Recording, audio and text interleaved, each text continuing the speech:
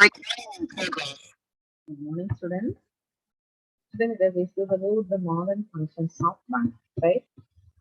So, if you see the modern functions of a bank, mainly there are four functions. First one is banks help in development of trade. Second one is banks promote investment. Third one is merchant banking activity. And the fourth one is financial market activity of bank. That is discussed. Number one.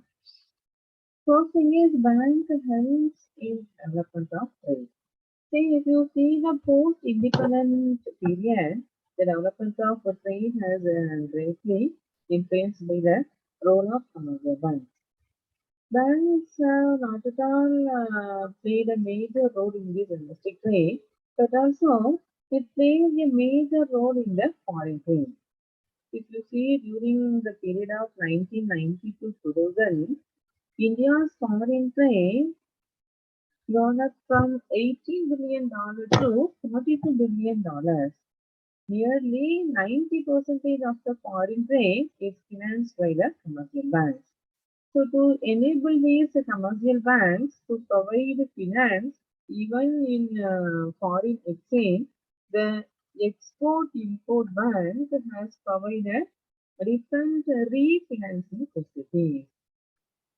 So banks help traders by discounting of their bills in purchase of their bills, by which these immediate financial assistance is available. Therefore, the traders are able to increase their turnover, right? So in this way, it improves their profit as well as they can face the competition in the markets also. So by undertaking their business with a lesser profit margin, they are easily facing with some profit. So the lesser profit margin is normally compensated by a higher turnover of their business. So, bank is not only promoting trade, but also it is very helpful to the businessman to expand their business, and therefore the nation is made to earn the previous foreign exchange also. Then the second function is banks promote investment.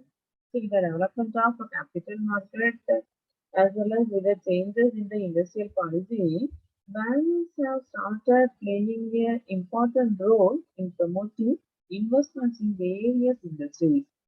So banks have directly involved themselves by acting some underwriters, or indirectly they have helped companies by providing loans or by contributing to their shares or debentures in the form of mutual fund investment.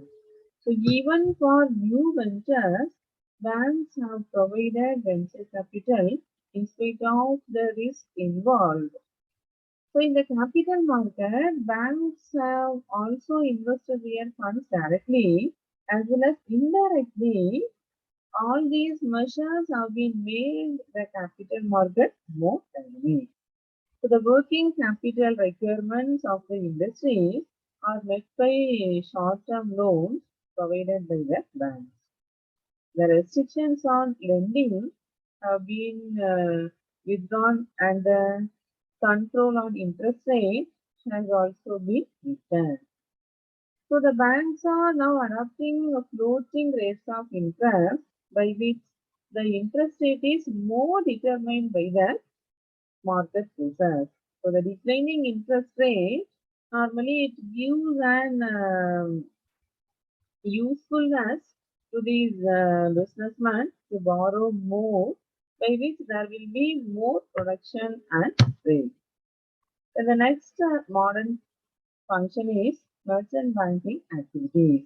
So as a financial intermediary, banks not only promote investment, but also it enables the corporate sector to go in for huge borrowings to undertake large scale business, both within as well as outside of the country. So a group of banks they join together and they are undertaking some financing by which these companies are enabled To buy huge assets, it may be a purchase of a ship or a plane or increase in the existing fleets of airlines or shipping companies also.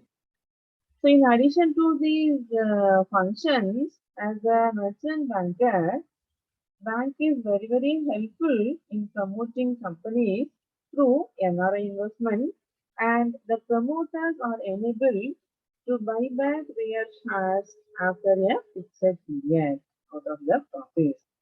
Therefore, they are able to channelize the savings of Indians living abroad. The main example for this is the collection of NRI deposits by the State Bank of India to the sale of India. The global deposit receipts as well as American deposit receipts are also floated to these commercial banks for the purpose of raising the foreign exchange rated by the Indian companies, right? So let us concentrate on the fourth function. See, the another main role of commercial banks as a financial intermediary is activating various financial markets in the country, mainly money market, capital market, foreign exchange market, and government securities market are normally benefited by the active role of the commercial bank, right? So these are the important modern functions of bank. Okay, students, thank you. The remaining aspects we will discuss in the next class. Thank you.